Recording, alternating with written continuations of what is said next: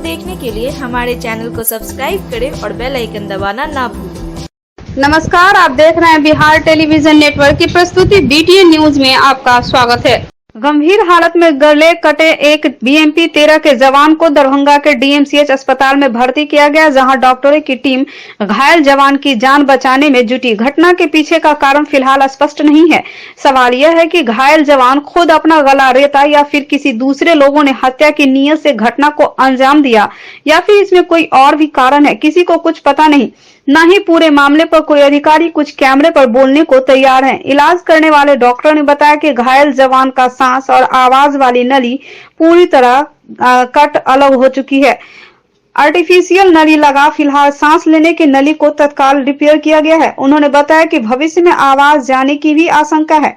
घायल जवान के भाई ने कहा कि पारिवारिक कोई कलह नहीं थी, न ही कोई परेशानी थी। ऐसे में भाई के ठीक होने पर असलियत का पता चलने की बात कही, यानी आत्महत्या वाले थ्योरी को घायल जवान का भाई भी शक की निगाह से देख रहा। घरेलू क्या नहीं था, जब तक पेशेंट हमारा रिकवर हो जा रहा है उसके बाद ही हम कुछ बोल पाएंगे कि क्या इंटरनल क्या मैटर था क्या नहीं। ठीक है, हमारा पेशेंट जब रिकवर हो जाएगा हम उसके बाद कुछ बोल पाएंगे। क्या जानकारी मिली है आपको?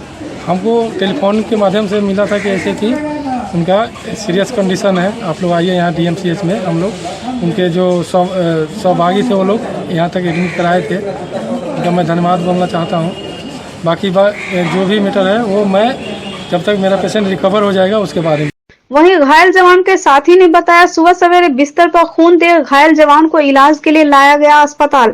यहां सवाल भी उठता है कि उनके सहपाठी के साथ रात में ऐसी घटना हो गई और किसी को कुछ पता नहीं चला, न ही किसी ने कुछ देखा, जबकि शरीर में एक खरोच पर लोग शोर मचाने लगते हैं। तो भला आखिर इतने गहरे जख्म शरीर पर होने के बाद क्या वहां घायल जवान ने शोर नहीं मचाया होगा? अगर खुद भी घटना को अंजाम दिया होता तो दर्द के मारे वह चीखता और चिल्लाता जरूर। सुबह उठ करके देखे हैं तो वो अपना ब्लड था उसके अति पेट पर उठे हैं, तब जाकर के चेक किए भाई इसी का हाल है। तब जाकर के देखे जो कटा हुआ था, वो करवट होकर के सोया हुआ था। देखे कटा हुआ तो सोया हुआ था। बस उसी समय हम धाए से गए बाहर, उस्ताद को बुलाए और लेकर के पहले प्राथमिक स्वास्थ्य केंद्र में जाकर के उसका इलाज करवाए, उसके बाद डीएमसीएच ले आए।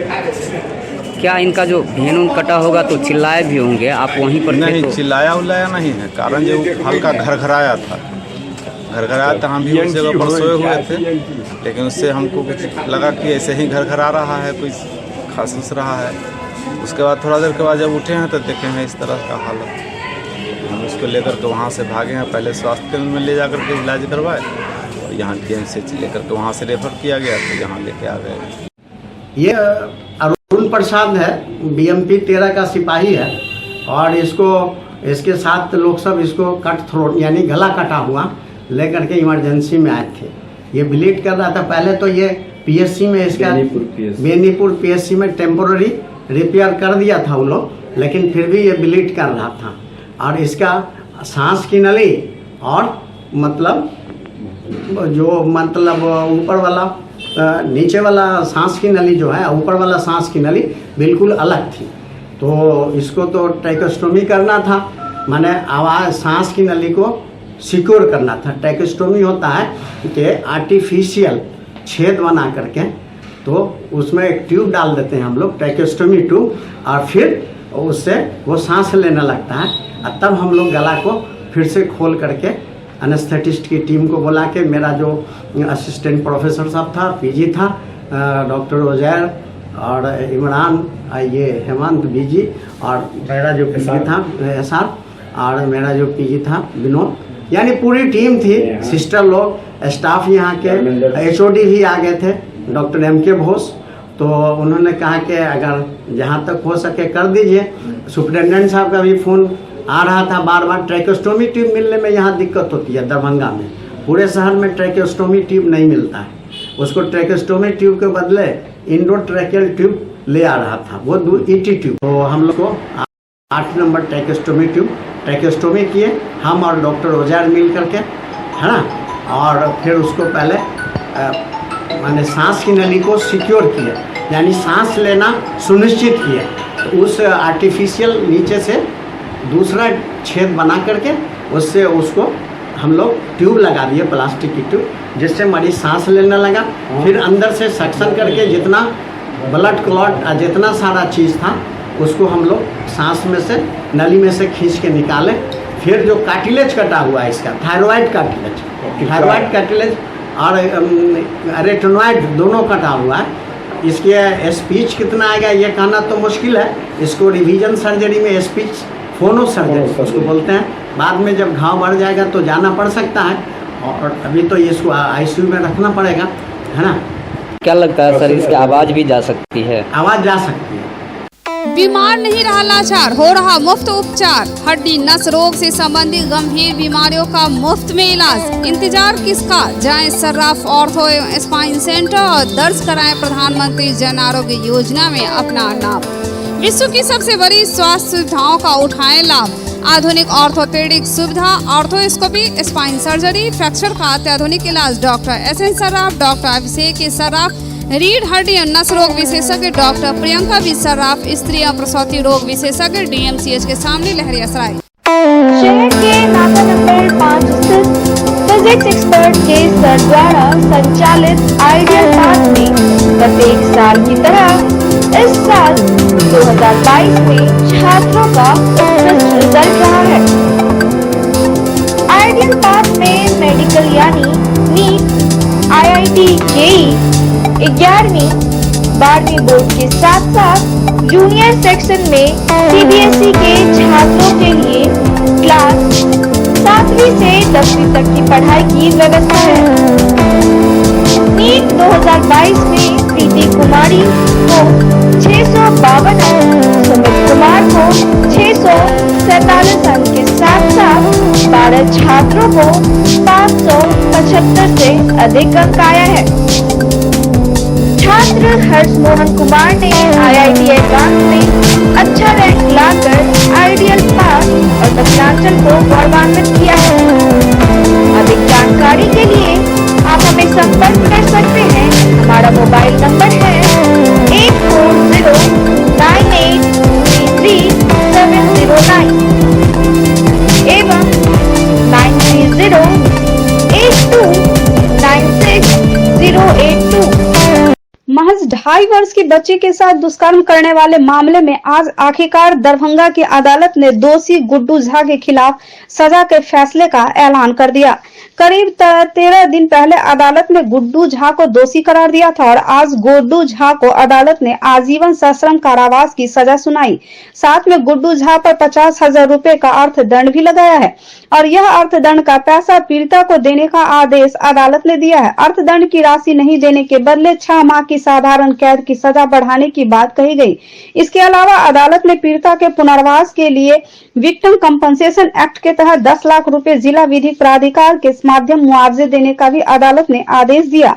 अगस्त 2020 में गुड्डू झा ने टॉफी दिलाने के बहाने बच्ची को फुसलाकर घर के बगल में दुष्कर्म किया था।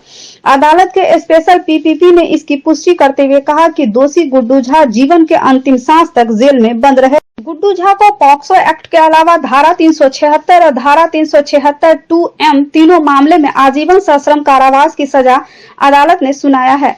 सजा के ऐलान के बाद पीड़िता की मां ने अदालत पर अपना भरोसा जताते हुए न्याय पर संतोष जताया। साथ ही जीवन भर किसी भी सूरत में गुड्डू झा जेल से बाहर नहीं निकले, इसके लिए अदालत से प्रार्थना भी की है। दरअसल 2 वर्ष पहले दरभंगा के कमतौल थाना इलाके में महज 2.5 साल की अबोध बच्ची के साथ दुष्कर्म की घटना को गुड्डू झा ने अंजाम दिया था।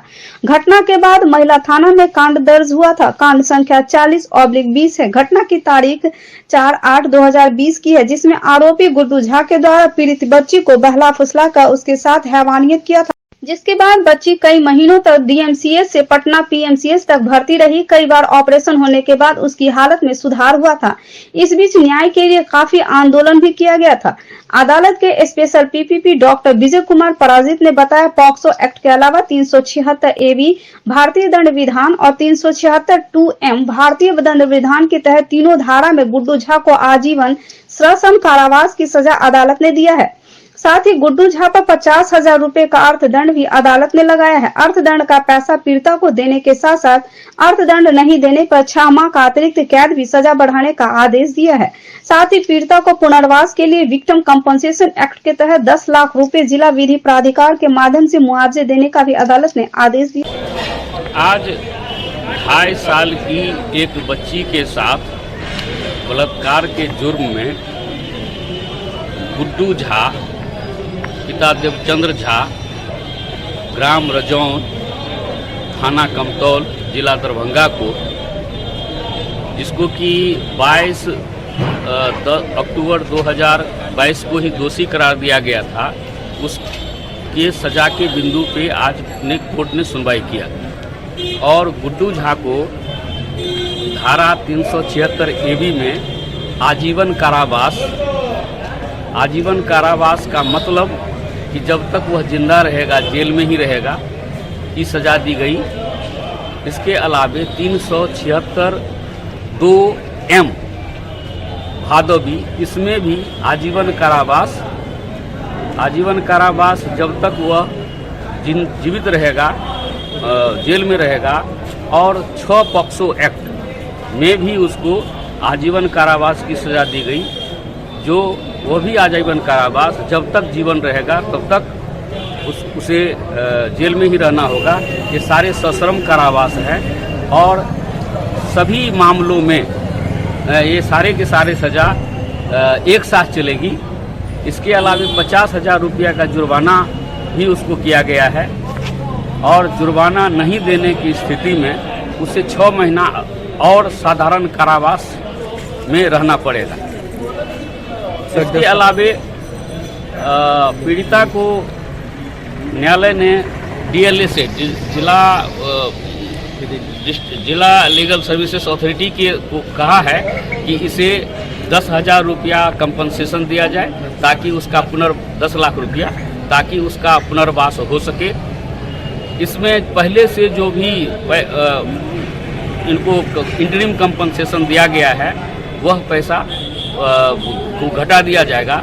इसके अलावे अभियुक्त को जो 50,000 का जुर्माना लगाया गया है वह जुर्माना की राशि 50,000 रुपया भी विक्टिम को ही दिया जाएगा।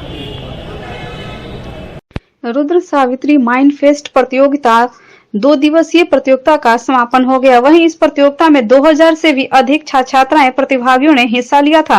पुरस्कार वितरण समारोह के अवसर पर बिहार सरकार जल संसाधन विभाग के मंत्री संजय झा पहुंचे थे। बिहार सरकार के विकास आयुक्त विवेक कुमार सिंह, दरभंगा प्रमंडलीय आयुक्त मनीष कुमार, जिलाधिकारी राजीव रौसा, मधुबनी के जिलाधिकारी अरविंद कुमार वर्मा, समस्तीपुर के जिलाधिकारी जोगिंदर सिंह, उप विकास आयुक्त अमृता बेंस, अनुमंडल पदाधिकारी स्पर्श गुप्ता एवं जिला शिक्षा पदाधिकारी के साथ कई अन्य पदाधिकारी भी मौजूद। दरभंगा में हुआ है, ये सब तो दिल्ली या मुंबई में होता था, उसको दरभंगा में लेकर आया। पूरे दरभंगा जिला के गवर्नमेंट स्कूल के भी और प्राइवेट स्कूल के बच्चे पार्टिसिपेट किए इसमें और बड़ा ही इनोवेटिव चीज़ है।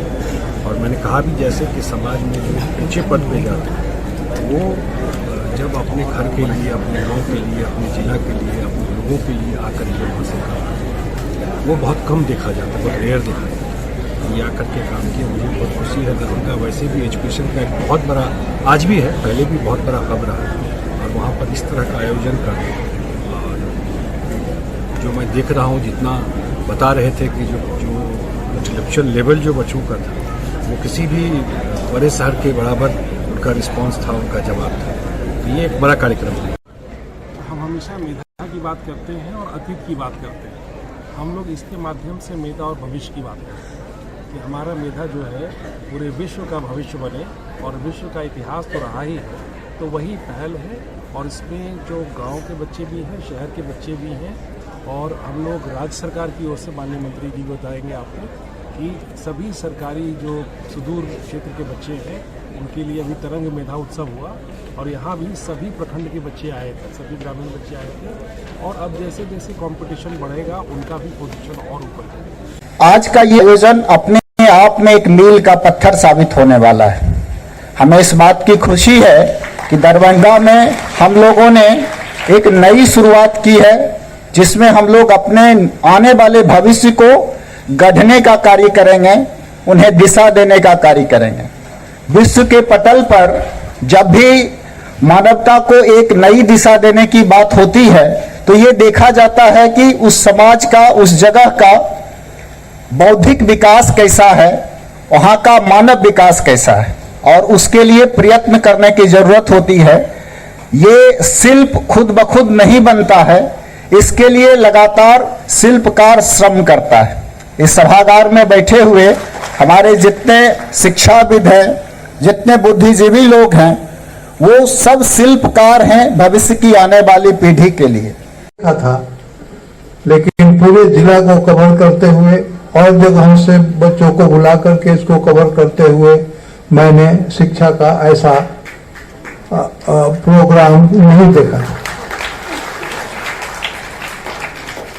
तो मुझे लगता है कि हम लोगों के शिक्षा को बेहतर से बेहतर बनाने के लिए हम लोगों को इस तरीके के प्रोग्राम्स हर स्तर के बच्चों के साथ करते रहना चाहिए, जिससे उनका शारीरिक और डिफरेंट प्रोग्राम से होने चाहिए, जिससे उनका शारीरिक और मानसिक दोनों ही उत्थान हो सके और वो अपने आप को और बहुत आगे बढ़।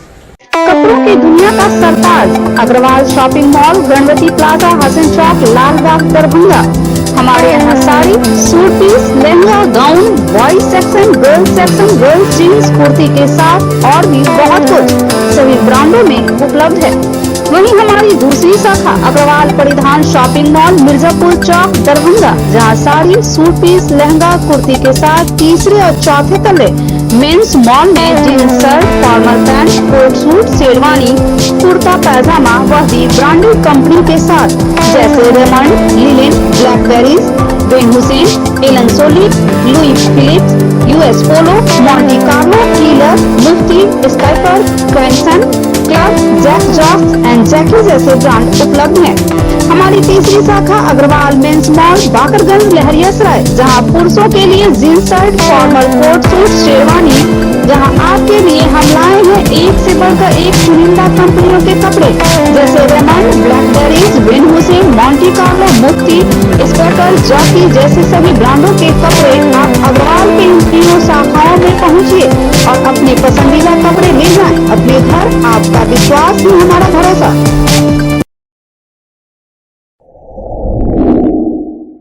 Global health care and diabetes research centre, जो बिहार में पहला अंतर्राष्ट्रीय तकनीक एवं आधुनिक सुविधाओं से लैस सुपर स्पेशलिटी डायबिटीज केंद्र है, जहां एक छत के नीचे डायबिटीज से संबंधित सारी सुविधाएं मौजूद हैं, जैसे कि diabetes heart care, diabetes eye care, diabetes neuro care, diabetes foot care, diabetes pharmacy और डायबिटीज प्रयोगशाला। पता जीसस एंड मैरी स्कूल के पास, रहमगंज, दरभंगा, बिहार।